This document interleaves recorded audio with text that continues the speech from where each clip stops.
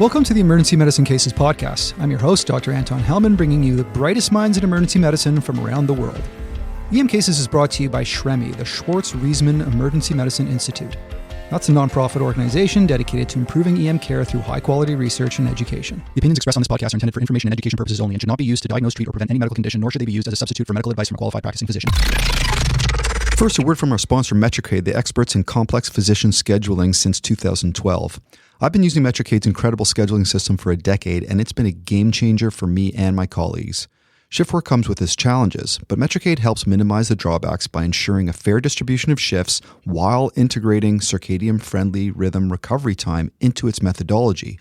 Less sleep deprivation means I can be a better EM doc on shift and still have energy for life outside the hospital. Check out metricade.com/EMcases to make your schedule fair and improve your sleep. Are you ready for a new start or a next step in emergency medicine? Trenton Memorial Hospital in southeastern Ontario is hiring full-time EM physicians to join a supportive team making a real difference, where work is demanding but deeply rewarding.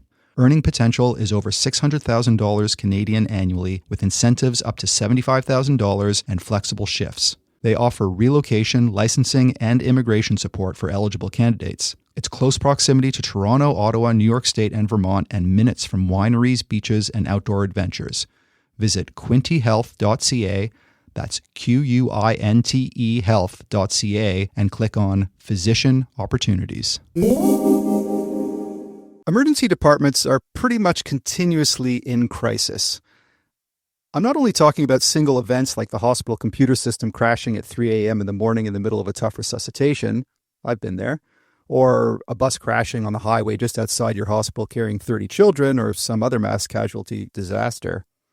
I'm talking about the almost daily occurrences in the emergency department, like bed block and overcrowding, with stretchers filling the hallways, a string of really sick patients in a single coverage ED, the entire COVID pandemic, being short-staffed, maybe a flu outbreak on the surgery floor affecting the ED, etc., etc., etc. EDs that handle these daily challenges well pretty much universally have stellar leaders. And I'm not just talking about the ED administrators. All EM providers need to be proud and competent leaders to ensure a smooth running department, despite our continuous crises wherever they may be. Now, that might sound strange, like how can everyone in the ED be in charge? But as you'll hear in this podcast, there are some misconceptions about leadership. And if we all understand these misconceptions and develop our leading skills for the betterment of our EM teams, we'll be able to handle not only the big D disasters when they hit, but the daily challenges we face in our emergency departments. So, to help us guide through our journey in developing resilient, stellar EM leaders in all of us, we have leaders in EM with a combined experience as exemplary leaders of about 80 years who have reflected deeply and published extensively on leadership and leading skills. Dr. Carolyn Snyder is a Canadian emergency physician leader and researcher. She served as the Chief of Emergency Medicine at Unity Health Toronto, St. Michael's Hospital from 2019 to 2023, as a scientist with the Li Ka-shing Knowledge Institute and MAP for Urban Health Solutions, and an associate professor at the University of Toronto. She brings over 2 decades of experience in emergency medicine and trauma medicine in large urban teaching hospitals. She's passionate about leadership and equitable healthcare delivery. Dr. Snyder collaborates with patients and community colleagues to redesign emergency department care for marginalized populations. Her dedication to advocacy extends beyond the hospital walls, where she leads initiatives targeting social determinants of health and champions transformative healthcare solutions. Dr. Tom Mayer has a long list of accolades.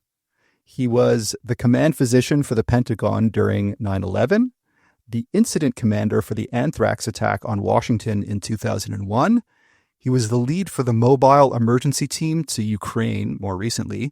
He's also a sports medicine physician and the medical director for the National Football League's Players Association.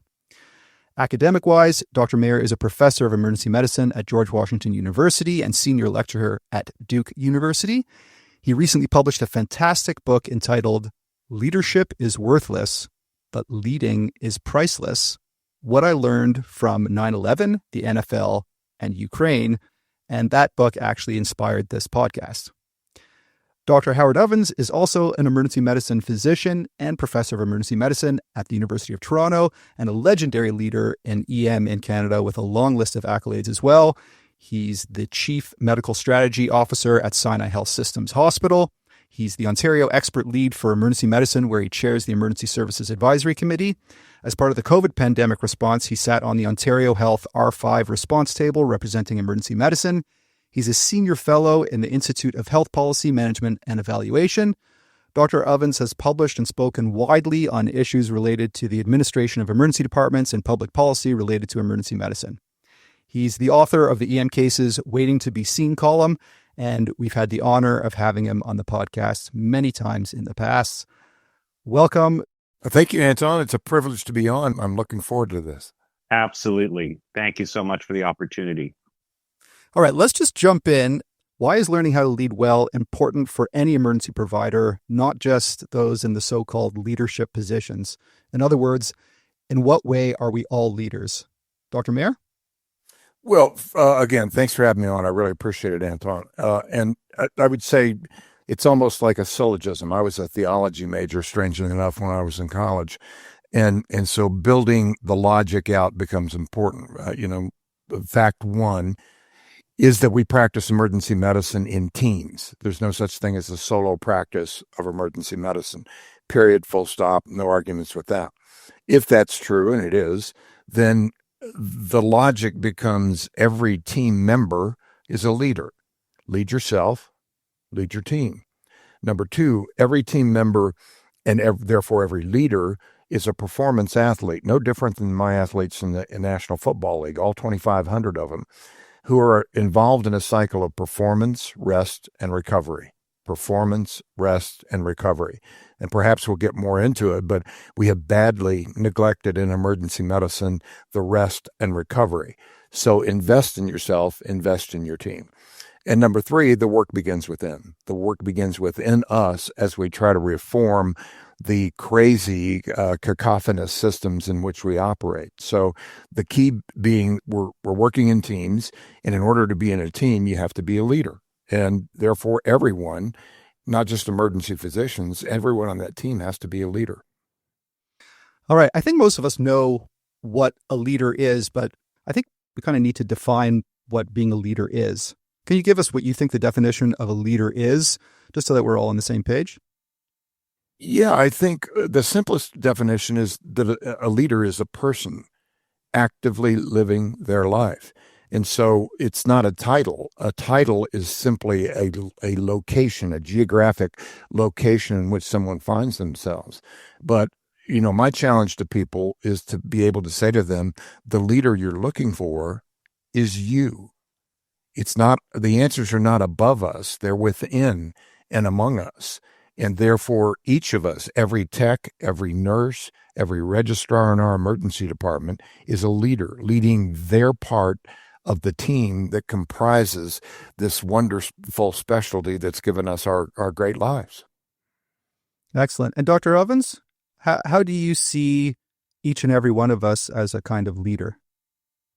Just building on what Tom said, which I wholeheartedly support and embrace, and I love the way he articulates it.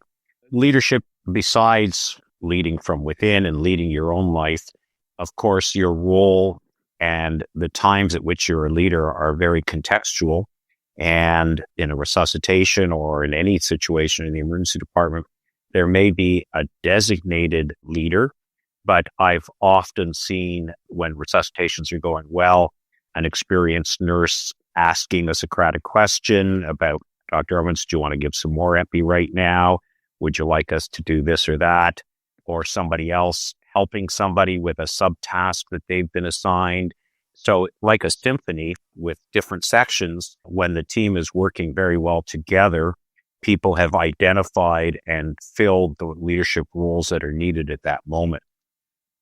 But I think just building also on what Tom said, first of all, I love the athletic analogy. I've always told trainees that an emergency shift will challenge you physically, mentally, emotionally, spiritually. And it can be at least a middle distance, if not a marathon experience. And so Part of being a professional is arriving ready to do your best, which means you arrive well rested, properly fed, and with your mind cleared of other distractions so you can focus on the work ahead. And if you're going to be an effective leader of a team, especially busy emergency departments with large number of staff on duty, you have to be not just a good clinician, you have to delegate well, you have to communicate well, and you have to motivate people around you. Ideally, the other staff will look at the schedule and be very happy to see that they're on duty with you, and they may really even want to do well on their shift to please you. And that's what really can create the magic of teamwork in the emergency department that I think keeps so many of us coming back for more. So as Tom and Howard said, I think we're all leaders when we're in the emergency department on shift, but I think also we need to recognize ourselves as leaders during non-clinical activities and meetings as well, because we have an opportunity to impact the care that we give and the departments that we work in during all facets of our work. It's important to think of leadership as not actually leading all the time, but also being a follower. So there's this older concept, often attributed to Aristotle, that says that though they who cannot be a good follower cannot be a good leader. And I first came across this idea in business school before I went into medicine. And at the time, it was presented as the notion that in order to be an effective leader in whatever form, you had to first understand the perspective of a follower and be able to follow directions well yourself. The idea was that being able to follow is a fundamental element of good leadership, a necessary first step before taking on leadership roles. But over time, and especially in emergency medicine, I've come to realize that's not really a stepwise progression. Being a leader is there at all times. It's not about following first and leading later. I believe that true leadership and followership happens simultaneously. So while you're leading, you also need to be following. And while you're following, you also need to be ready to lead. And that is so important in the work that we do. If you think of a resuscitation and when you're the leader in that room, you need to be able to set the tone and delegate effectively. You need to clearly identify who's leading specific tasks and communicate that to the whole team. By doing that, you show respect for their roles and ensure that the team members themselves feel quite confident in their responsibility. You also need to be ready to hand over leadership tasks mid-resuscitation if needed. You need to have a well-functioning team where everyone feels empowered to contribute ideas, especially when they're not going as planned. So maybe a resident who's just finished an ICU rotation has learned a new technique. They should feel comfortable suggesting it. And as the leader, you need to be open to learning, adapting, and allowing them to then take on the lead. So when the resuscitation ends, its success isn't just about the outcome. It's about whether everybody felt empowered to lead within their role. And if the team worked collaboratively, recognizing that each other's contribution was important and that by sharing leadership effectively, you provided the best care for that patient. So to me, that's what true leadership is and followership looks like in action in our emergency departments. Yeah, I think the theme of teamwork is going to come into this podcast again and again and again. I love those analogies. If you're a music person, a symphony like me, or if you're a sports person like Tom, a sports team. And we'll talk a lot more about how to exactly communicate and motivate your team effectively later in the podcast. Getting back to sort of the definition of leadership and leading and what a leader is, the title of Dr. Mayer's book is Leadership is Worthless, but Leading is Priceless. So there's a difference here between leadership and leading. Dr. Mayer, could you explain what the difference between leadership and leading and how that should guide our actions in our practices? So, I've said a lot of contrarian things in my life, unfortunately, not because I intended to, but because, like you, I've got a healthy disrespect for the status quo ante and always wonder why things can't be better, why things can't be different. And as I looked at and reflected upon my career, I realized there's 60,000 books on leadership on Amazon alone. If you go to ChatGPT and type in leadership, it blows their, the AI mind with millions of hits. And yet leadership is worthless, I say, because it's just something you say. And anybody can say anything. But leading is priceless because it's what you do all day, every day. And that's why I say the leader you're looking for is you. It's not an aspirational. We shouldn't aspire to be a leader. You already are a leader all day, every day. Embrace that and put that into effect so that you lead in a way that's consonant with your mission, vision, and values, your deep joy in life, which brought us to emergency medicine in the first place. So the idea that it's out there someday, someday is a wistful, useless word to me. But today is an active voice, positive word that probably ought to be emblazoned on every emergency physician's forehead. That's how we live. Wow, I'm just thinking about if you just take that and we stop here, I think if people really embrace what you said, we'll be preventing burnout across the world in emergency medicine.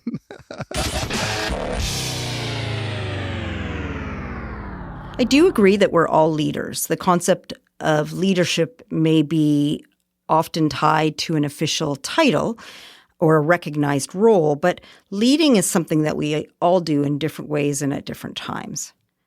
However, the idea that we're all leaders does also bother me at times, because relying too heavily on the notion that everyone is a leader can, usually unintentionally, justify not formally recognizing or compensating leadership work. And so when that happens, it can reinforce the lack of diversity we have and need in leadership by excluding those who are already doing the work but aren't actually being given the leadership roles or often the pay that should come with it. And there was a time that I didn't see myself as a leader. In 2018, I led a session on gender and emergency medicine at the Canadian Association of Emergency Physicians. And we covered a large range of issues. We talked about work-life harmony, unequal expectations, harassment, and many more issues that I felt very confident speaking about. But when the slide on leadership gap came up, I admitted my discomfort with presenting that section by saying, I'm not a leader. But that's when my department chair interrupted. He quite loudly exclaimed, "What do you mean? You're my succession plan." And in that moment, we both realized that I was doing a lot of leadership work, but not with the formal title. And because of that, I wasn't identifying as a leader. And without that title, I also wasn't able to sit at the tables where I could influence the change that I was trying to make. Importantly, it also became clear that this senior leadership was planning to sponsor me for a major leadership role. The lack of formal recognition wasn't a conscious or deliberate decision. In fact, this is someone I greatly admire who clearly was seeing me as a leader. But it's extremely common, and I believe at the root of the ongoing leadership gaps that we see. On paper, my CV would not have shown any leadership experience that I had had in those years. Well, it's true that we are all leaders. Leaning too heavily on that concept can unintentionally justify not recognizing or compensating leadership work in a meaningful way. Lack of formal leadership roles, along with limited access to mentorship and sponsorship, remains a significant barrier for physicians from many unrepresented groups. Women, gender diverse, racialized, disabled, or other physicians who face systemic barriers. It limits their advancement into senior leadership roles. And we must encourage that leadership is recognized so that these diverse voices can be heard and can help shape the future of our healthcare system. This is so important because it needs to truly recognize and serve the diversity of our entire population. So recognition matters.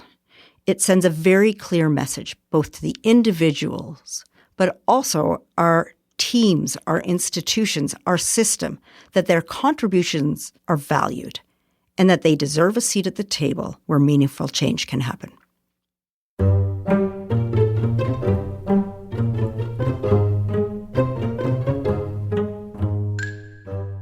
Dr. Evans, in your last EM Cases Waiting to be Seen column, you described what you've learned as a leader in emergency medicine, and you quoted Alan Bloom saying, quote, "Self-interest is hostile to the common good, but enlightened self-interest is not. And this is the key to the meaning of enlightenment." So, Dr. Evans, how does understanding enlightened self-interest make a person a great leader?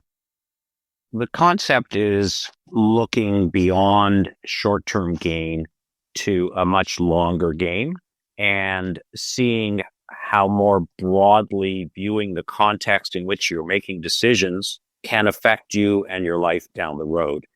And when you're leading a group, if you're appealing to their spirit of selflessness, you can achieve some things for a short time with some people. But most people cannot maintain a selflessness as a primary strategy for very long. But whether it's voting in politics or making decisions about the role of the emergency physician and emergency department in the hospital or community, your relationship with paramedics and police, if you can look at the long-term benefits of adopting a certain position beyond just getting through the particular case you're involved with, then you can help people really embrace the vision that and journey you're trying to take them on. And I think some of the examples we're going to talk about in terms of leadership examples that I've given that we'll touch on, generosity by the leader, for instance. Let's just take one example there. I talked about being generous, whether that's giving credit to a colleague for a job well done that perhaps you minimize your own role. Maybe it's picking up the tab for dinner at a meeting with a few colleagues. In the very short term, you may say, it's not my job to pay for other people's food just because I happen to have a title at the hospital. On the other hand, if you think about it for a moment, the goodwill that you will achieve by being generous as the leader will pay back in spades with people's motivation to support you to make the entire enterprise more successful. So again, it's kind of trying to get people to look beyond the end of their nose and look at broader impacts of choices that they make and see that they can achieve more by thinking long-term. And Dr. Mayer, any thoughts about thinking long-term and being generous as a leader? Oh, I think it's one of the key aspects. I mean, I think we have to think about leadership in a radically different way. Innovation doesn't occur at the speed of genius, intelligence, creativity. It occurs at the speed of trust. And I think trust and generosity are the same side of a coin, meaning if you don't trust people, you can't step outside the lines and do something differently. And if you aren't fundamentally generous, I don't know how you'd practice emergency medicine on a long-term basis. Henry Adams, his nephew was going off to Harvard, and they asked, "Uncle, do you have any advice?" And he said, "I have 3 pieces of advice. The first is to be kind, the second is to be kind, and the third is to be always kind." Fascinating. We're going to talk a little bit more about trust later, but I want to talk a little bit about actually your practice of emergency medicine and how being a really good EM provider can lay the path for being a great leader. Or in some ways, you could say that being a really good EM provider is a prerequisite for being a good leader. Dr. Evans, how is it that being an amazing clinician is sort of a prerequisite or leads you on a path to being an effective leader? Well, first of all, your colleagues will know if you're a competent clinician or not, and they will respect you more if they can trust you in that role as a colleague who they know takes good care of patients that they hand over to you, and vice versa, that you give them a good handover. And I think this is one area where physician leaders have a major advantage over nursing leaders, as usually nursing leaders are not allowed to continue to take on clinical practice. But we have the great honor of being both leaders and colleagues to the physicians who we work with and who work for us. When you continue to practice, those people who you're leading, the physicians, know you will be personally impacted by the decisions you make. And so any challenges or gaps in the practice environment, in the IT infrastructure, et cetera, going through a difficult renovation, whatever it is, they know that you actually will be experiencing this and that that's informed the way you've represented the decision making to the other elements that are involved that don't practice in the department. And it will make them more accepting of whatever roadblocks they have to deal with. And I think being involved in direct patient care also informs your knowledge of what the challenges and gaps are in your department and what needs fixing. It keeps you grounded in our mission. So no matter how academic or high up in the administrative chain you go, you remember that primarily this is all about patient care. And I think finally, an important nuance, physicians who maintain their skills and their love of clinical practice maintain their career options and their freedom as leaders to speak truth to power and not to be overly co-opted into a hierarchical employee role because they need the job to continue to support themselves and their family. You've always got a plan B if you're a good clinician who's willing to go on practicing. All right, that's a lot to take on. First, you got to be an amazing clinician, and then you've got to adapt this huge pile of skills that we've already talked about and going to talk about further. Dr. Mayer, any tips on how to manage the huge amount of skill gathering that we need as just to become a good clinician and then also to be a good leader? Well, I think, we're sort of, in many respects in life, refining and reliving Aristotelian wisdom. And by that, I mean, Aristotle said, we are what we repeatedly do. Excellence is not a virtue, it's a habit. And so I would say every single person listening to this creates a culture every day. And you might say every patient, every encounter that you have, that culture is what you do, not what you say, but what you do. And therefore, we're not inherently virtuous.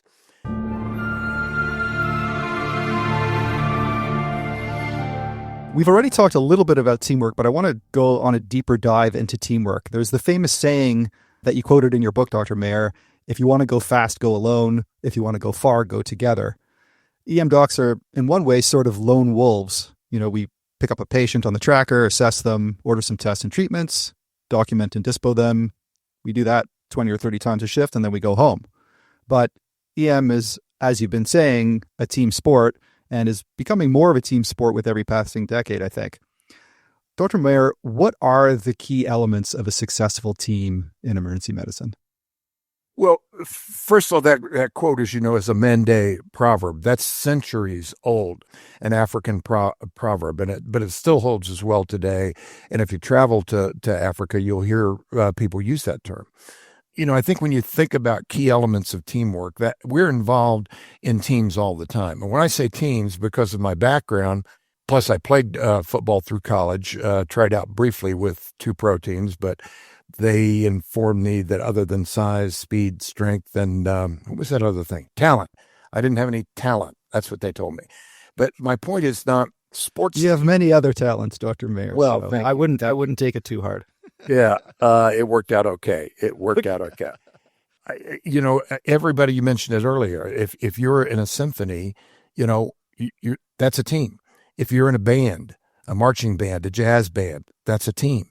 If you're a madrigal singing team, that's a team.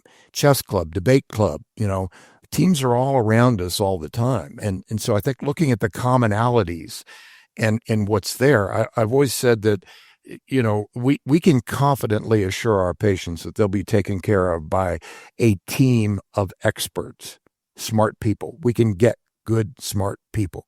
But that's not the same thing as an expert team.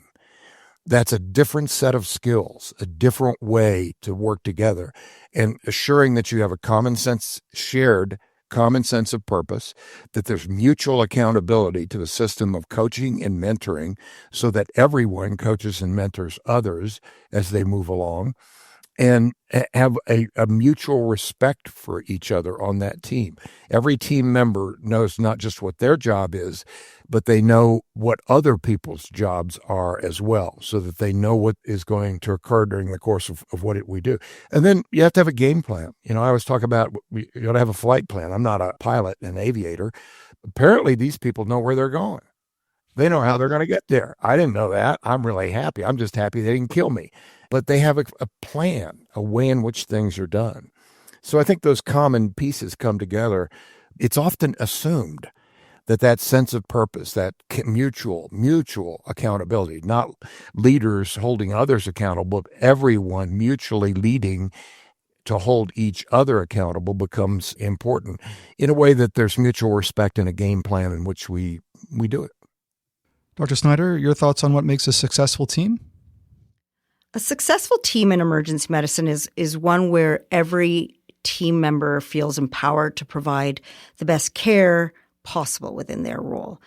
It's about fostering an environment where everyone can collaborate effectively, leading when they're needed to, following when they're needing to, and feeling confident that when together they can truly deliver expert care.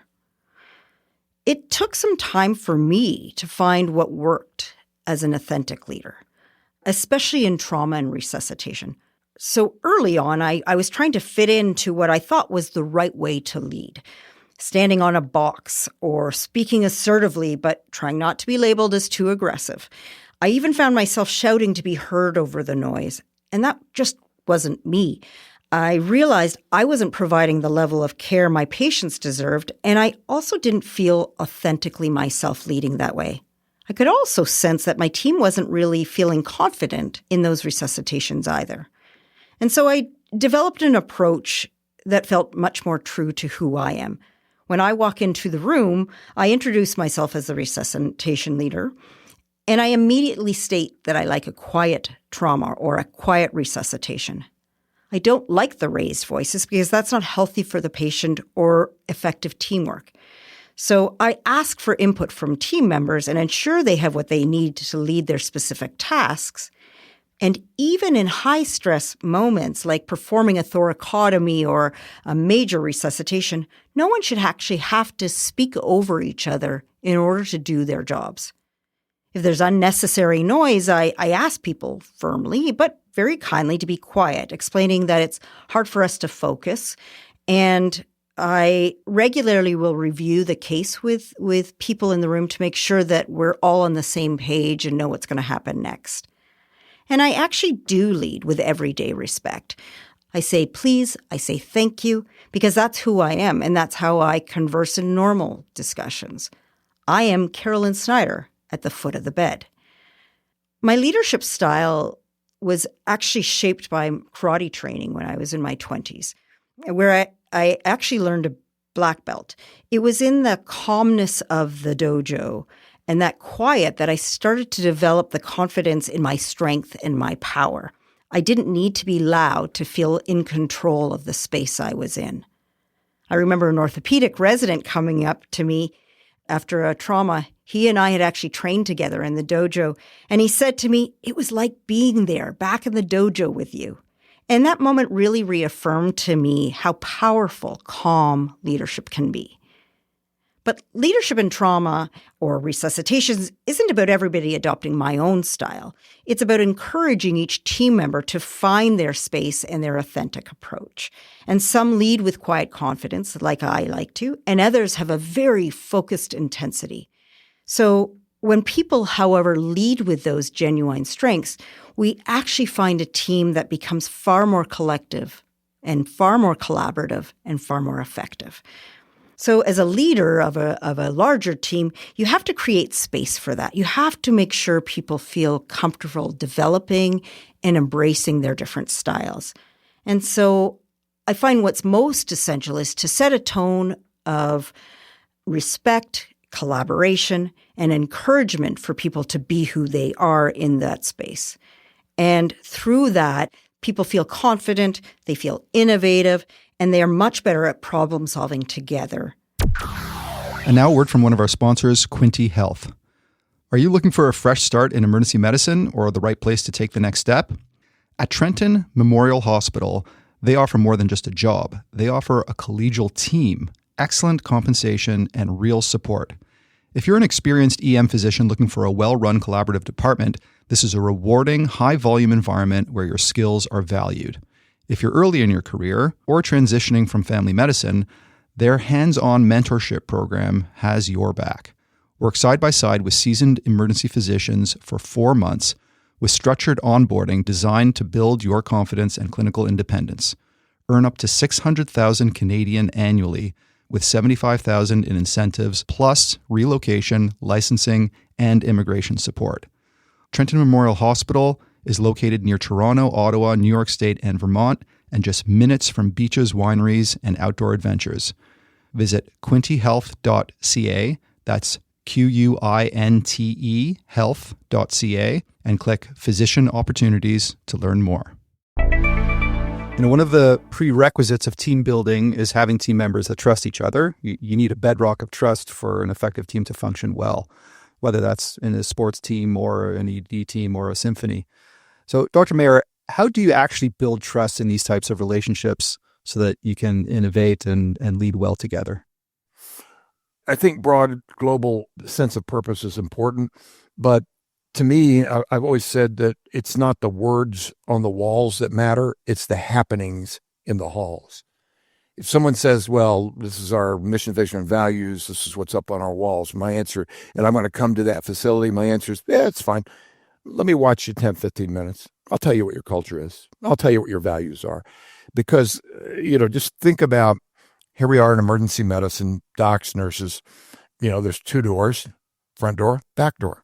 You say to someone, why are you here? Why are you here? If someone says, well, my name's on the schedule, I got to show up for my shift. Oh, I'm not sure I want that person taking care of me. But think about it. You can say, and this is broad, generic. Someone says, I'm here to take care of the problems that come through those doors. Okay, that shows an intellectual curiosity towards what we see, the broad scope of clinical emergency medicine.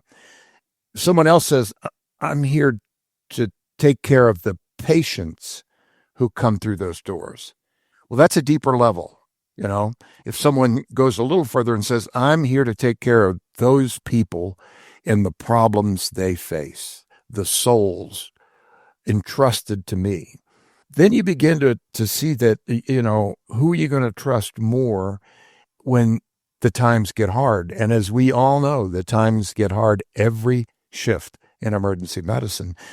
That ability to trust someone to look towards the people, the souls, and how they're experiencing their lives. And that occurs through every action that we do. Simple things. I walk in the door and I'm in my white coat and I cross my arms and stand at the door and says, why are you here? Communicates something. It's not what I want to hear if I'm laying in that stretcher. Someone else walks in, sits down, opens their arms, touches them, takes their pulse, like we're going to take their pulse. I already know what their heart rate is from the monitor. That's a different communication about trust. And it's not just with the patient. The nurses notice that. The techs notice that.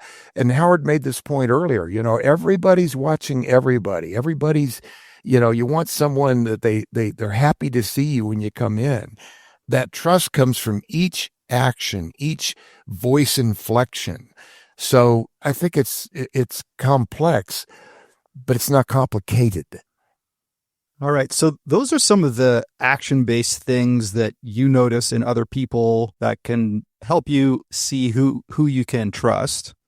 In your book, you outlined these 8 rules for building trust. There were things like being constantly consistent, under-promising and over-delivering, using deep joy as your sort of North Star for trust, shining the spotlight on other people, revealing your weaknesses and admitting mistakes. You already had mentioned being kind and empathetic, that disappointment is normal, but that guilt and blame are not. And the one that interested me in particular was the deep joy. And I wasn't sure exactly what that meant. So could you elaborate on what deep joy means and how that improves trust amongst your team? My beautiful and brilliant wife, Maureen, and I had 3 boys, now young men. And when they were younger, I used to take them to school every day that I was in town. And when I put them on the bus, when I dropped them off at school and they got out of my truck, I always said exactly the same thing to them, which is one more step of the journey of discovering where your deep joy intersects the world's deep needs. They prefer to take the bus. They don't want to hear that nor would you or your kids want to hear. But my point is, I think you have to start with your deep joy, because the world's deep needs are unfathomable. They're infinite. There's no bottom to that well. We could have become anything. We became emergency physicians because of our deep joy for what we do, our ability to serve others. And so the deep joy is a critical piece of trust. And people, they may not even know that term. You could say, well, that's North Star, that's purpose, that's mission, vision, and values, guiding sense of and that's all fine. For us, we called it deep joy. How do you burn out? Well, burnout, people have made it way too complex. It's just your inability to feel your deep joy in emergency medicine. Anything that gets in the way of feeling that becomes important. And so, it comes through. That's why you are as highly respected as you are, because of the deep joy you bring each day, every day, to everyone you interact with. Dr. Evans, any comments about deep joy and or building trust? Yeah, just, again, agree with everything Tom said. To put it a little differently, one of the things I've talked a lot about in my career is that the emergency department is the modern day sanctuary. Sanctuary in terms of a place of safety that you can go to when you have nowhere else to go. Sort of like the Hunchback of Notre Dame when he takes his heroin and into the church, it gets away from the corrupt police and screams sanctuary, sanctuary. The social safety net in modern times is quite porous, and people come to us on their worst days for all kinds of different reasons. And sometimes we save a life, and sometimes we give somebody a dry pair of socks and a cup of coffee, and it's all very meaningful.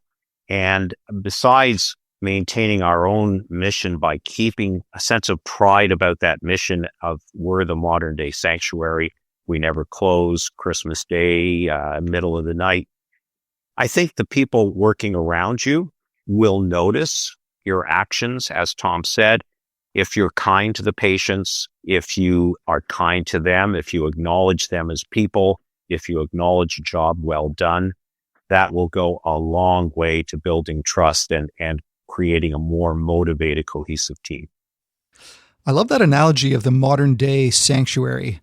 That's quite profound. Dr. Snyder, any thoughts on building trust to make really good emerge teams? As a leader, I think trust is built on being very clear about your shared vision, values, and the mission you're there for. You consistently need to make decisions based on that and be very transparent about that. And when it isn't obvious to your team members why you've made a decision, you need to sit down with them, help them understand, and hear their feedback as to why. This helps you and your team remain aligned. It makes you predictable and builds the confidence that you're not going to do something that they don't agree with or that they don't expect. And that is so important for people to feel safe in their place, to trust their leaderships and their colleagues. And it also helps people feel creative and able to innovate and lead themselves and lead the people around them. Excellent. Yeah, I want to build further on building relationships. There was the infamous Harvard study of adult development that spanned decades, and it suggested that one's happiness or contentment is strongly correlated with the number and quality of relationships. So, in other words, having meaningful relationships with family, friends, colleagues at work, these relationships are super important for our well-being and for being a good leader in our teams at work. Dr. Evans, How do you go about building those oh so important relationships at work? I think at the most basic level, especially in a busy emergency department in an urban environment, we can't really deeply know and be friends with everybody we work with. But we can show that we acknowledge them as people. Hopefully, we can get to know their names. It's harder for me over the years as the size of our team has grown and the amount of hours I spend on the floor has shrunk somewhat. But even if I can't quite come up with the name, I can still acknowledge them as a person. I can smile at them, make eye contact, say good morning, ask them how they are, how the shift's been going. Again, I can acknowledge a job well done, please and thank you. I can role model good behavior with other colleagues and workers, with trainees, and especially with patients and families. And all of those things will be noticed and will have an impact. Beyond that, over time, there are team building exercises off duty that will vary with the culture and the community. It might be a social outing. It might be a retreat. And then some of the people you work with will become your friends. But even if they don't become your friends, the esprit de corps that builds after sharing difficult cases, busy shifts, nights and weekends and Christmas days together, bringing in some donuts or a pizza or even something healthy to eat. But all those little things, just being a good person, a good colleague, just like being a good neighbor, that's really the essence of it, I think, and builds relationships and builds trust. Those relationships are so important. And I believe to have successful and good relationships, you need to be very transparent about who you are as a person, what your true thoughts are, what your true emotions are. And by doing that, you can show your vulnerability as a human, which is so incredibly important as a leader. So an example for me was during early COVID-19. The winter and early spring of 2020 was indescribable for all of us. It was a profound time for many of us. And as a leader working with an incredible team, it was actually incredibly rewarding to work with so many amazing docs. But I look back now and I wonder, how did we actually have enough adrenaline to keep going and to do that? So I think for my group, it was because we knew everybody had priorities at home to keep the people that they loved safe. And they also really were prioritizing our work family. They knew how important it was to keep our work family safe so that they could go home and be safe in their own homes with their families. On July 1st, 2020, at that tail end of that early COVID stage, my house was destroyed in a fire. We weren't home, and fortunately, no one was injured. Within hours of me telling my team about what had happened, my shifts for the next few weeks were reassigned.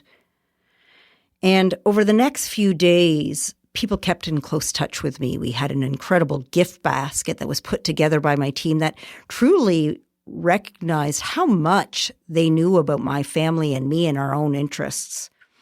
But what also came out during that time was that I became incredibly angry. And that's not something that I'm used to. It was a deep anger that I had never felt before. And it was realizing that I was angry because I was scared.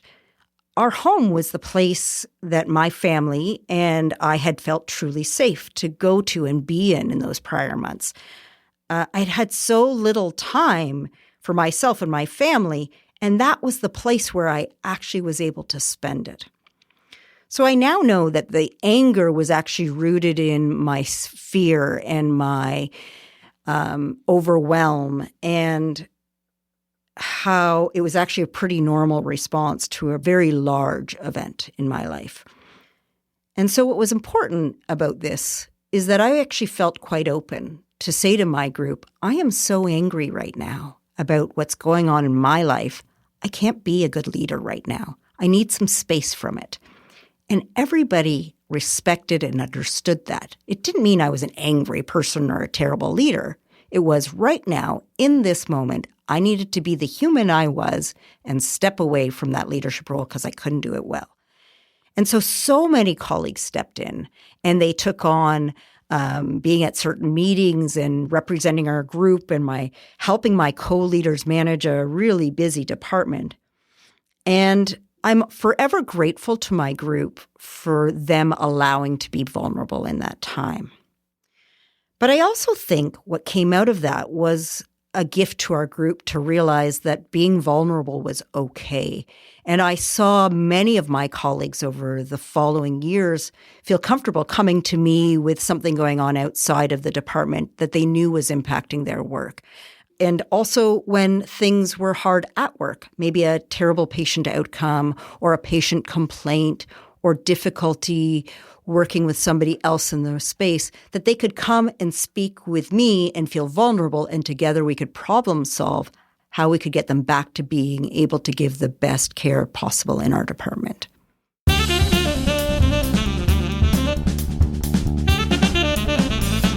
Let's take a little break to hear from one of our sponsors, Metricaid, the experts in complex physician scheduling since 2012.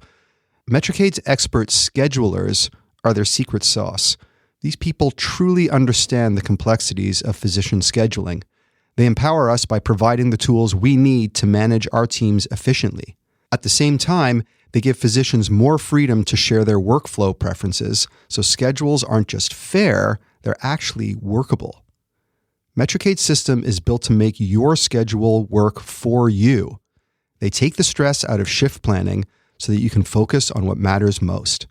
Go to metricaid.com/emcases to learn more about how smarter scheduling can work for you. That's metricaid, one word, .com/EMCASES. Part of building a team as well is making others feel important. And we had touched on this a little bit earlier in the podcast, but how do you actually go about making other people on your team feel important? Because really, you need to empower everyone on your team to feel that they are contributing and that they're part of the team. How do you do that? So a huge part of my job as a leader, and especially as a leader during COVID, was to truly understand where people feel vulnerable and out of control in their work. To me, that is one of the most important skills as a leader, is to truly be able to question why somebody may not be feeling at their optimal level as a leader.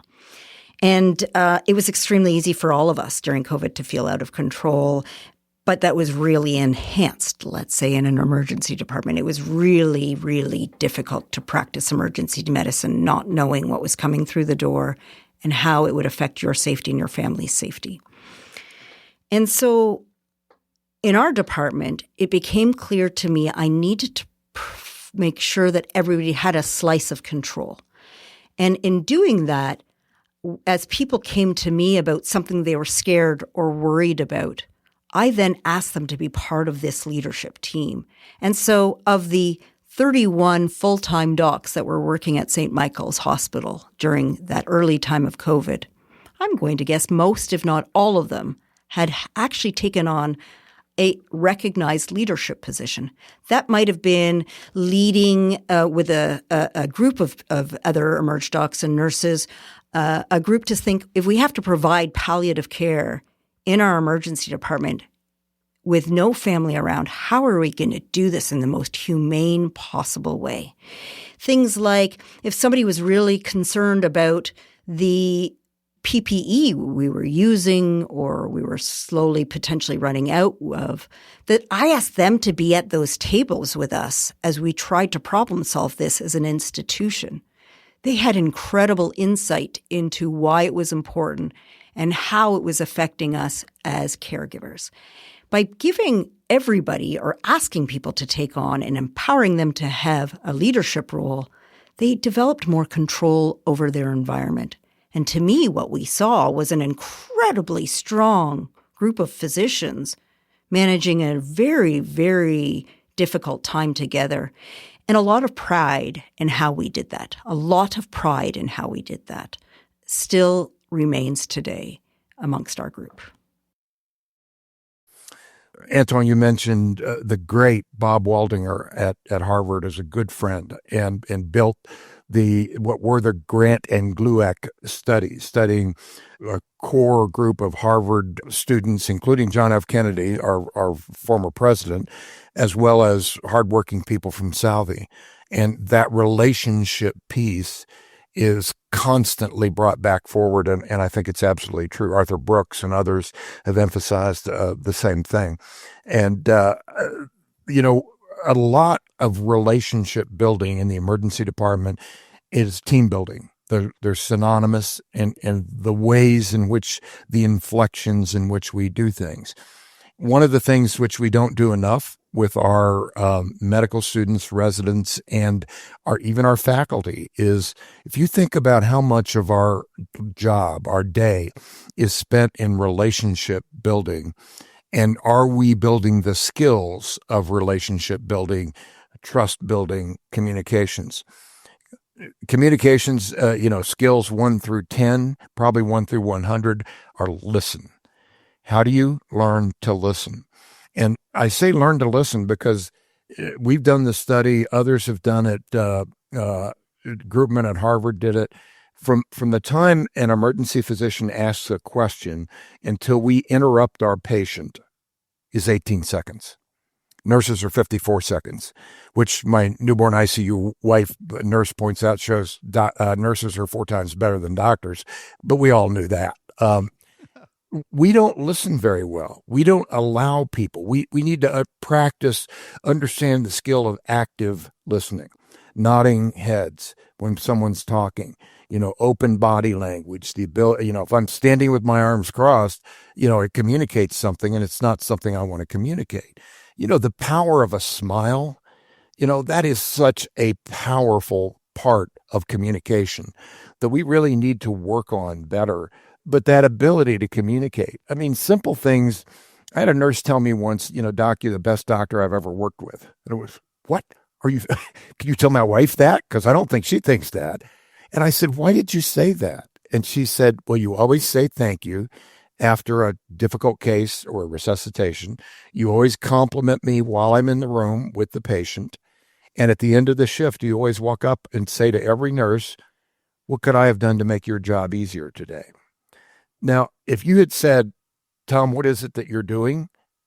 I couldn't have picked those out, but they had become ingrained habits, just the way I probably learned that from my parents, just as we learned most of our communication skills. And if you rewind slightly to trust and relationships, you can take the 6 letters in listen and change those letters around and come up with a far more powerful word, which of course is silent. Just being able to be silent and nod and acknowledge what the patient, the family, we see kids all the time. We see, caregivers, big deal these days. So I think it's human habits. Are they physician habits? Sure.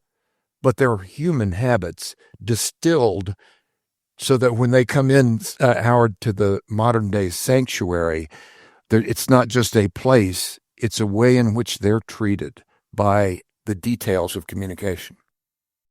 Related to the active listening, it's almost like the flip side of it is asking questions and asking good questions.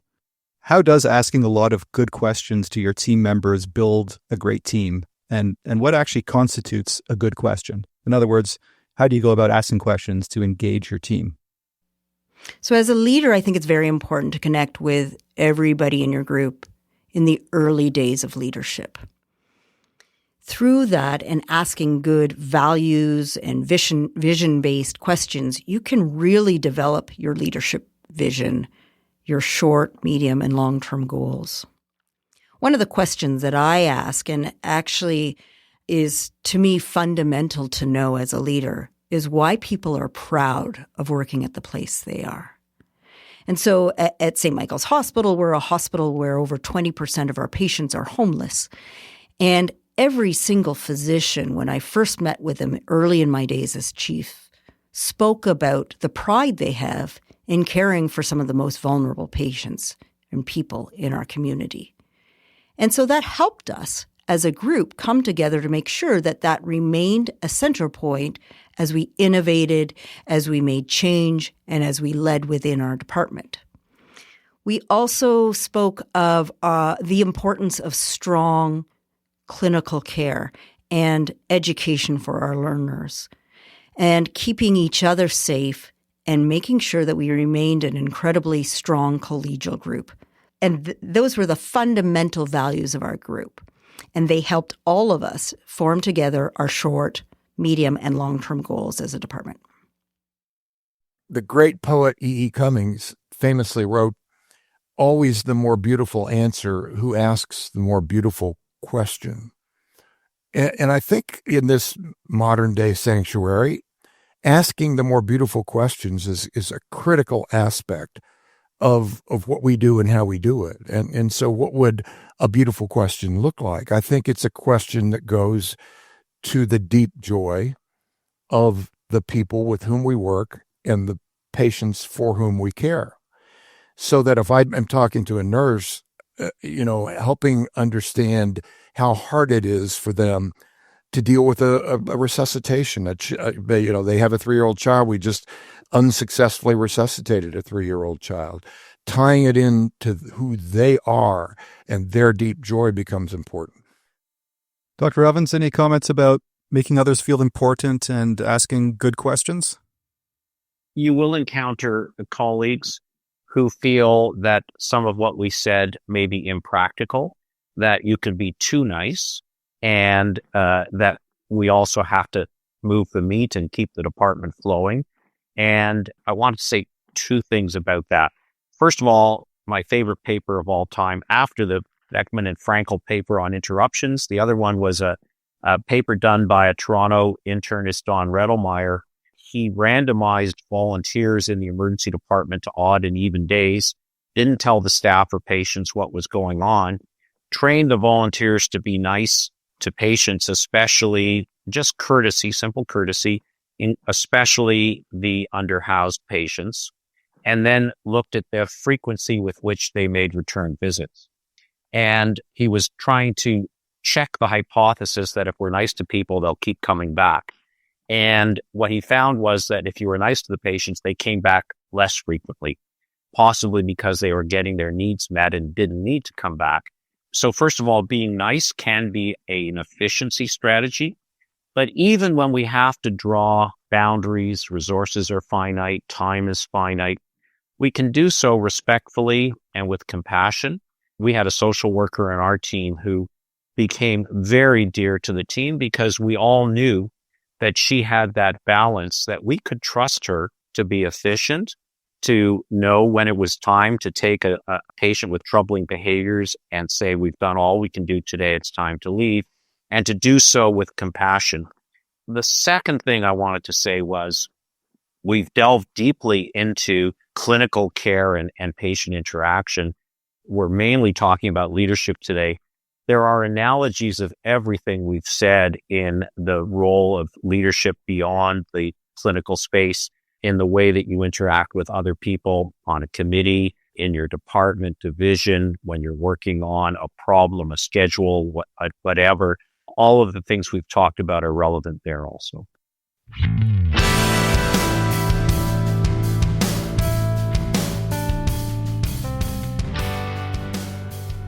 All right, switching gears a little bit here.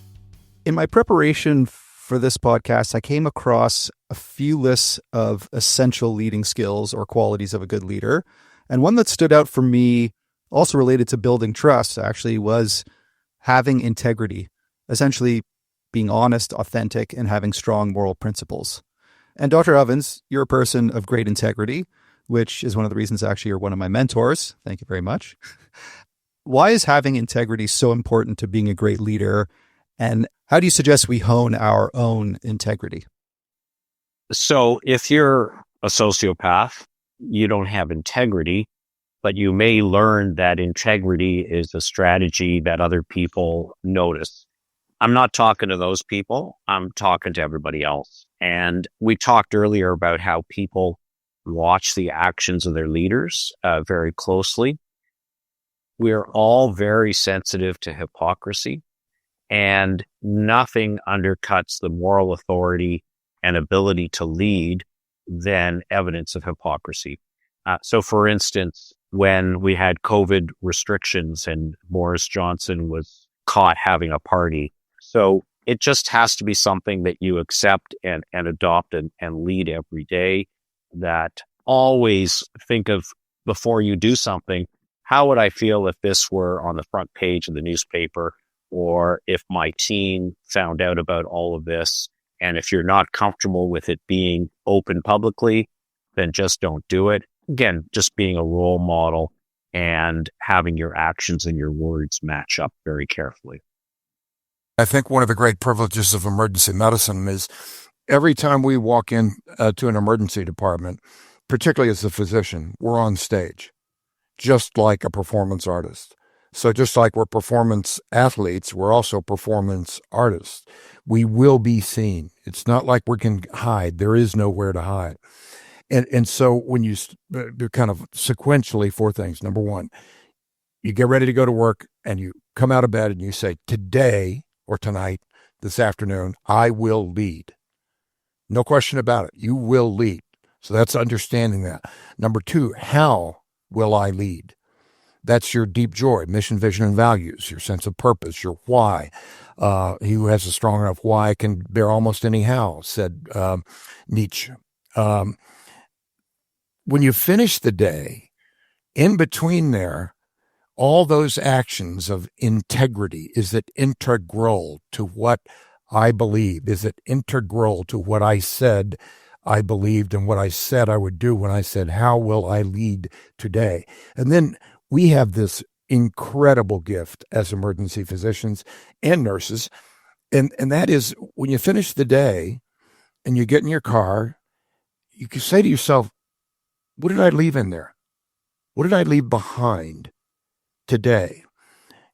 And the fact is, the fourth thing, you leave a legacy.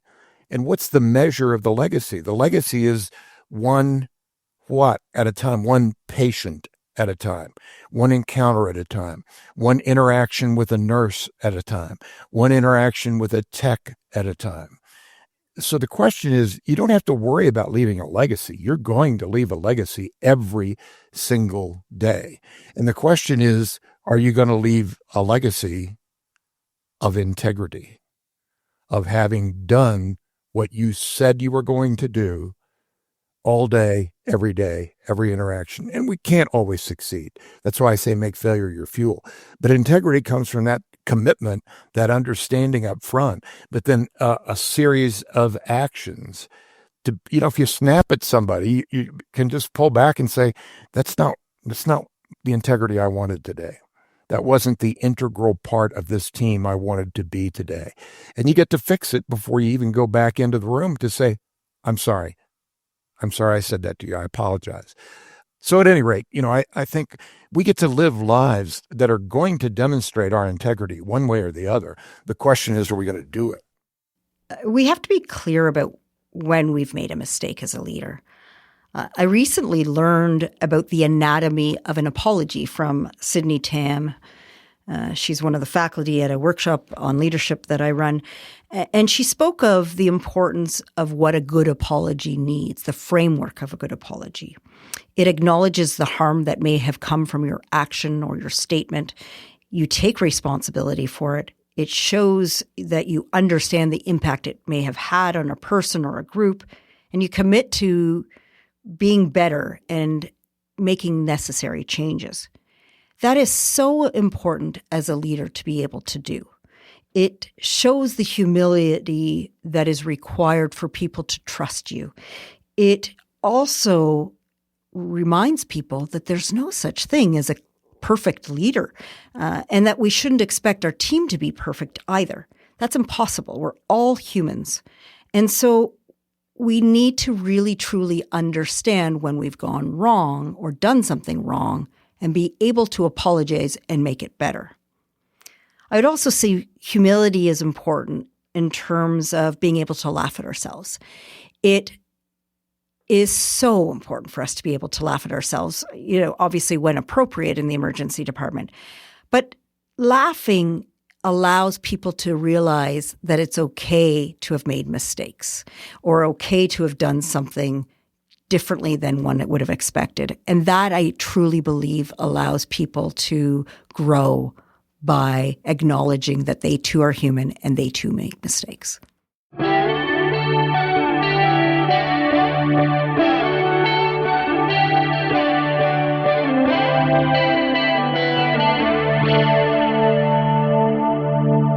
Authentic leadership is key as well. It ensures that you understand your own strengths, your own weaknesses, and your own values. And you need to also understand, as an authentic leader, what actually makes you feel threatened as a leader or as a human. And you need to be able to lean into that discomfort in order to be an effective leader and to show integrity. So I used to find other people's anger extremely threatening. I found it made me want to shrink into myself. And it was truly actually probably in many ways that house fire I spoke of earlier, where I started to understand how anger within me was actually a secondary emotion, that underlying it was confusion, worry, grief, frustration, loneliness. And so becoming aware of how my own anger was actually masking so many other emotions, it's allowed me to truly lean into the anger of others. And so while it still is something that can trigger me or make me feel threatened when it's directed at me, I have a much better sense of how to manage that as a leader. And I can do that authentically. I can come in as the person who cares about everybody I'm working with and try and uncover what's underneath that, and then work together with that individual to actually try and address that underlying emotion. And the other piece about integrity that I think is important and fits within authentic leadership is being able to develop the courage to actually state you're wrong, the courage to lean into something you're uncomfortable with, and to adapt as both a human and as a leader. And courage is something that truly comes when you have a really strong team. When you are part of a group like I am, you have an incredible spouse and family like mine that sort of reminds you that you have that courage and that you can do that. And so I think it's really important to recognize courage and your own triggers for feeling threatened within integrity, because you can really truly only be integral and lead as your authentic self if you actually truly understand that. In almost everything I've read on leadership, they touch on the idea of creating a vision for your team so that everyone has a shared purpose. We talked a little bit about purpose before, and I think this is easier said than done, creating a vision for your team. Let's start with Dr. Ovens. How do you create a vision for a shared purpose so that your ED team can kick butt? Yeah, so I think we've all encountered different kinds of aspirants for leadership. There is the DNA of a certain type of person who really is looking for the trappings of leadership. They want an office, a salary, a title, or whatever else goes with the leadership. And then there's the person who really cares about the program, the people, the mission. That's a necessary but not sufficient condition for being a leader with vision.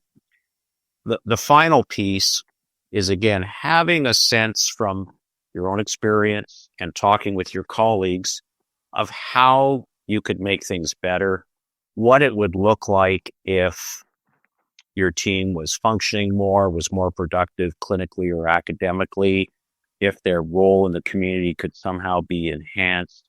And so that's kind of identifying a problem and having, even if you don't have all the solutions, having some ideas of how you develop a solution. And if you care about the program and you have a sense of the problems and you want to find the solutions, I think you develop a vision. Yeah, it's interesting. It seems to me that the best leaders aren't the ones who say they want to be leaders and they want the office and they want the salary and they work really hard to try and be a leader and get a position. The best leaders are the ones where someone else or a group of other people says this person should be the leader. And they're usually those people with exactly what we've been talking about. They have a vision, they have integrity, there's trust. I want to talk a bit about adaptive capacity. This is another leader quality that I came across in my reading. So this skill includes things like the ability to grasp context, weighing different factors like how different people interpret a gesture, and hardiness, which provides the perseverance and toughness needed to remain hopeful despite disaster. So, Dr. Mayer, how do you suggest we develop this adaptive capacity within ourselves and our teams? Well, adaptive capacity is critical for life, but it's certainly critical for life as in emergency medicine, without question, to adapt to what comes through the door.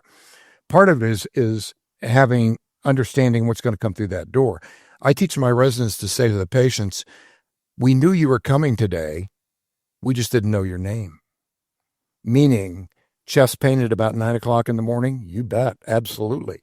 And then the adaptive capacity, so that how are you going to deal with those things? Letting them know expectations and the consistency of what we see, because we kind of do know what's coming through the door, and we know most about it except their names. I wrote a book on burnout. It sold tens of copies.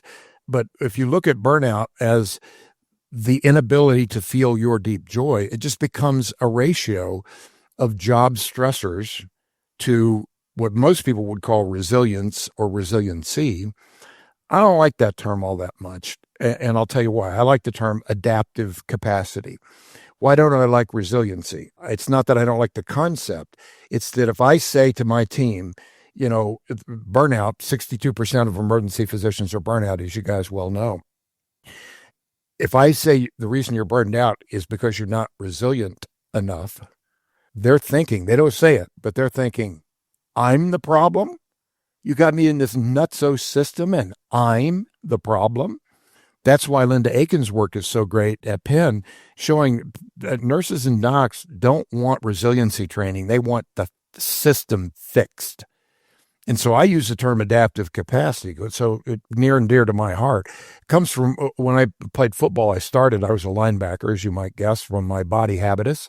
And I started as a freshman, which was very unusual. And the first game, the coach was doing the run through.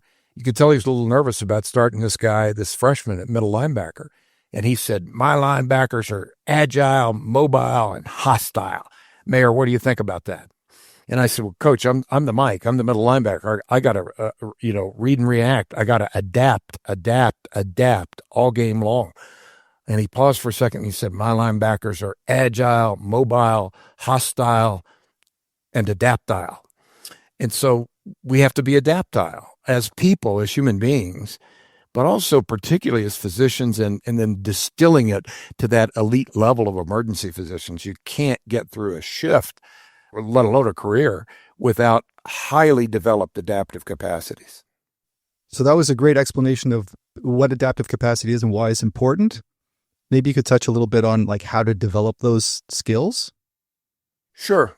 Well, I think to develop the skills of adaptive capacity, a lot of times we have these skills of how we're going to play tennis better or how we're going to play the saxophone better. But we don't get to exercise those skills except intermittently and relatively rarely. In emergency medicine, we get to exercise and hone and refine those skills every single day, every single shift, every single patient, every single interaction with regard to how did I react to that? Why did I react to that? And how could I react to that better moving forward? And so it's this complex, almost enzymatic series of reactions where we're able to say, did what I say, did what I do, did my body posture, did it help? If it helped, then I used the effective adaptive capacity. To the extent it didn't help, I need to develop that adaptive capacity more finely to do it better. For example, if I walk in and I say to someone at 3:00 in the morning when I see them in the emergency department, and I say, what are you doing here? Now, hopefully we wouldn't say that, but that's a whole different adaptive capacity than being able to say, I'm so sorry that you had to come in the middle of the night, but I'm here. I'm here to take care of you. How can I meet your needs? What are your expectations? I might feel, why are you here?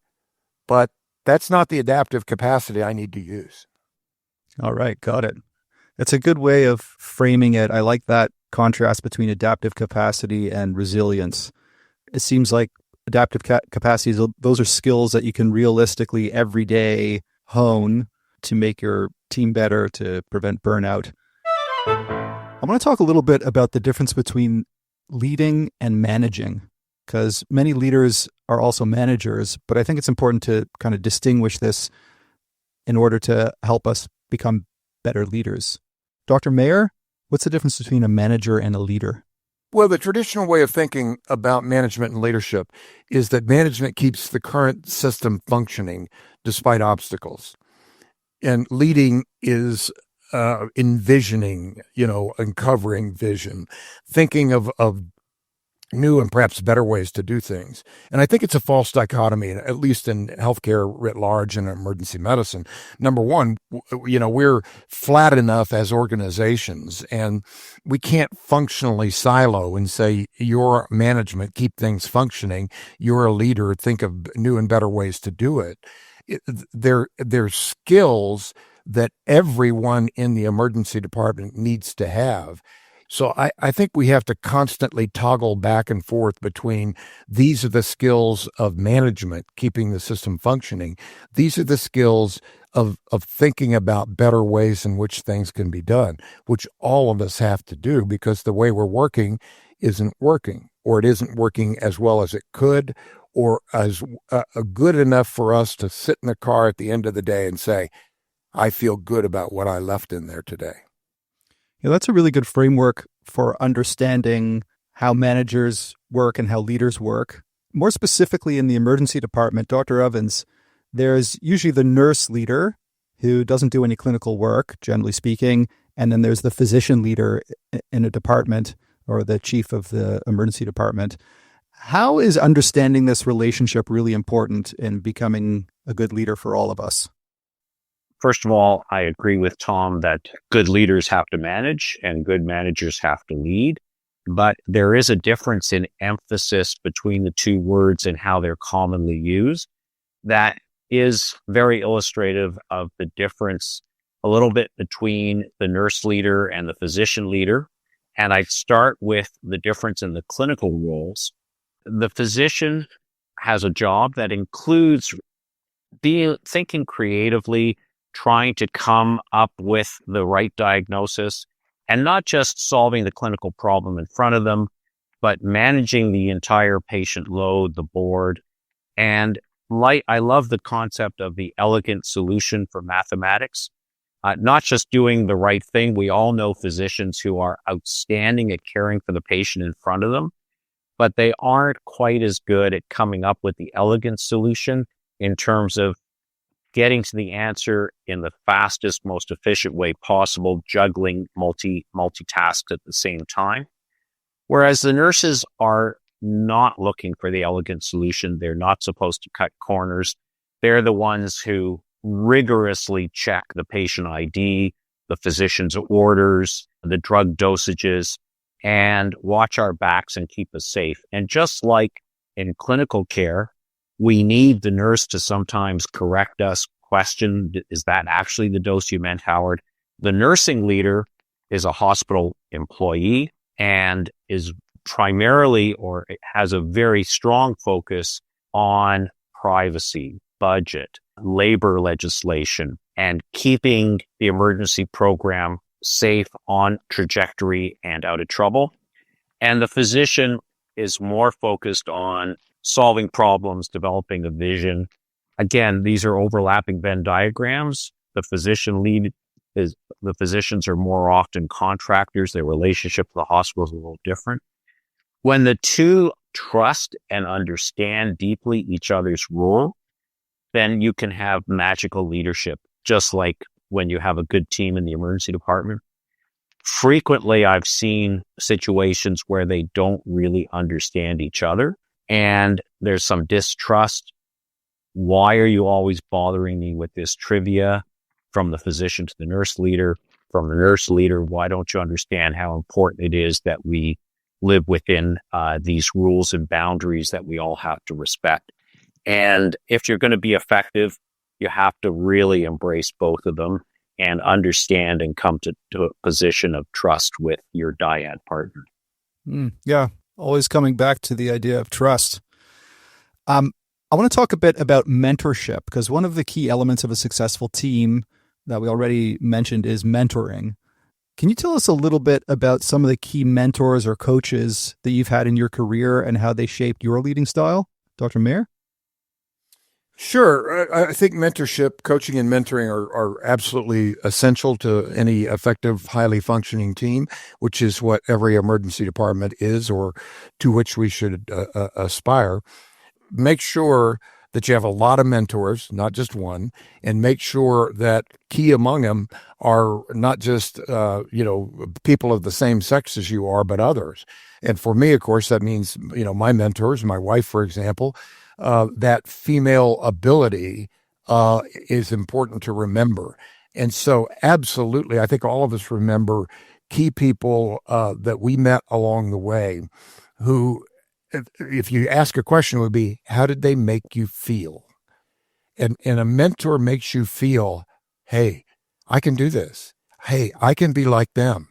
Hey, I could be what I have aspired to be in my deep joy all of my life. And so they inspire a confidence in you, a confidence that you can do it, but also a confidence that you're going to have to make failure your fuel, because you're going to fail. It's not a question of if, it's when and how do you have the adaptive capacity to recover from it. All right, you're bringing it all together now. Beautiful. You mentioned failing. I'd like to talk a little bit about when the whole team breaks down and fails, because we've all been there where suddenly everything goes sideways, and despite everyone's best intentions, the team just breaks down. People aren't getting along. Maybe they don't trust each other for whatever reason. How do you go about handling situations where your team breaks down and can't function properly? Dr. Evans? So I think in a crisis, the leader must be visible and they must exude an air of commitment that they are in this, we're all in this together, and we're going to find our way out of this mess. And confidence that we will get through it, leavened with some humility that I understand that we're all a little overwhelmed right now. And I also need your help, your advice, your counsel, and your support. And then we will get through this together. I know Tom's been through some spectacular crises and has demonstrated this in spades. Dr. Mayer? Yeah, it's a great question. And I would say, several things. When the team breaks down, and it will, expect it, be ready for it, show the discipline to be able to deal with it. Number one, most of the time, look at the seams of the team. The seams of the team, meaning the interaction between the nurses and the physicians, both of them and the patient, the techs, the consultants that we have upstairs. So look for the seams of the team. Number two, humility is critical, because people often assume, since they have a title, a geographic location as a leader, that it's their job to know and point out where things broke down. And as C.S. Lewis says, humility does not mean thinking less of yourself, but it does perhaps mean thinking of yourself less. And so that humility is important for the leader. And then I think the third is compassion. Compassion meaning, as if there were a hyphen, basically it means to walk with passion with the people you interact with, to look at it from their perspective, to, as Sun Tzu said, to go to the other side, to see it from other people's viewpoint. And when you're able to do that and understand it's going to happen, it just is. My guys in the NFL spend 3 to 5 times as much time breaking down film, seeing how they failed, as they do actually being on the field and either practicing or playing in games. As a leader, you have to empower people to take control of the scary, frustrating experiences to avoid these breakdowns and lack of function. But you also have to have a team that allows for an individual to not be at their best, to be vulnerable when multiple things are going on or causing them to not be their best. And for your team to provide that support, step in while that person builds themselves up, and then make sure that they're back on that team to help it continue to function. And so I think it's really important to think about what can be done to avoid breaking down fully and losing function as a team. Fantastic.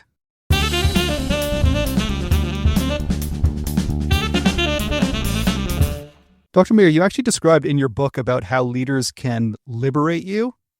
In what ways can being a leader over many decades enrich your life? How can it liberate you? Well, I had a great conversation with Kevin Mawae, who was president of the NFLPA Hall of Fame Center, one of the great players and one of the great people I've ever met in my life. And we had this conversation, and we both shared this idea that there's this false sense that leading is a burden. It weighs upon us. Leading liberates because it's an understanding that there isn't a leader. There are many leaders within the team, and that we are all working together in a spirit of compassion, of humility, of kindness, of generosity, of integrity, to be able to do something for the good of the team, and in our case, for the good of the patients, which is why we're there in the first place. So I can't think of anything more liberating than that contrarian idea that let's get rid of the burden and embrace today as opposed to a wistful someday. Just because something is hard doesn't mean we shouldn't do it. Frankly, being the chief of a large urban academic emergency department was one of the most difficult experiences of my career and my life, but it was also one of the most rewarding. Despite everything we learn in medical school and residency, I've realized that the biggest impact I've had on patients hasn't always been at the bedside. It's been through influencing the health system that they rely on. So yes, we can make some impact during a shift through our relationship with patients and colleagues, but when you hold a leadership title, your ability to influence the system as a whole expands significantly. You have the power to create real, meaningful change. And so for me, that's very liberating. I feel good about what I can do for our patients and my colleagues. And because of that, I'm far less frustrated when I'm on shift. I feel empowered rather than constrained. So if you're feeling frustrated or burnt out, I would actually encourage you to consider stepping into a leadership role, because it might be that shift in perspective or that empowerment that is exactly what you need. Fantastic. And Dr. Evans, how has being a leader over many decades enriched your life? First of all, we know that workplace stress varies as one over control over your working conditions, and recognizing you're already in a leadership role and then going up the ladder of leadership gives you more control over that workplace, and I think reduces stress and has helped me be a survivor over many decades in emergency medicine. And my career has been tremendously enriched by the relationships I've gotten to know through the many hats that I've worn, and the feeling that I've done the best I could and that in some ways I've made a difference. And what more can any of us actually ask for?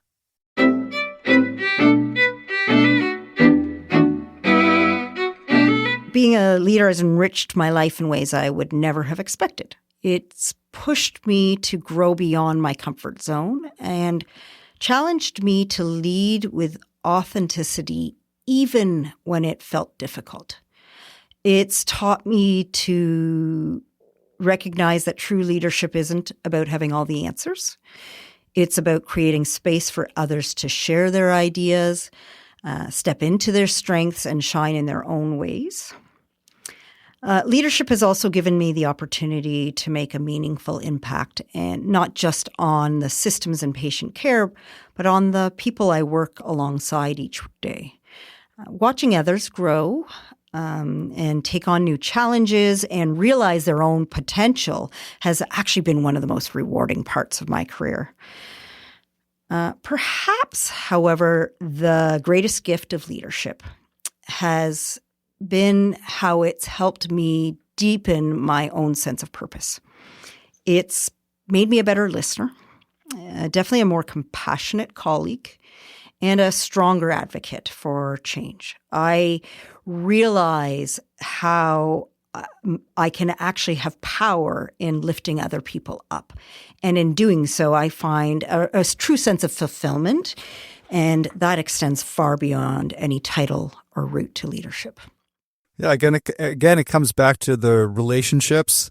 There's been so many themes we've discussed in terms of kindness, curiosity, generosity, integrity, building relationships, having purpose, values. It's really been incredibly inspiring to me, and I hope to the audience as well.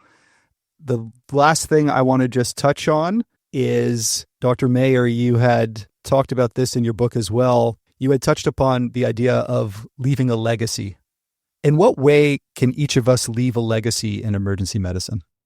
Well, I think it's knowing that we are leaving a legacy, not keeping it at, somewhere on the horizon the someday, but understanding that, we get this generative ability to create interactions, 20 or 30 patients a day, and the interactions with the whole team that we're with. So, we leave this legacy every day. It's just, we have to recognize that both at the end of the day, but before we walk in there in the first place, to understand we will, this team will leave a legacy.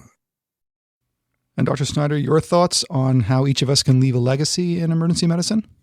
I believe that each of us can leave a legacy in emergency medicine by leading with authenticity, empowering others around us, and creating space for voices to be heard.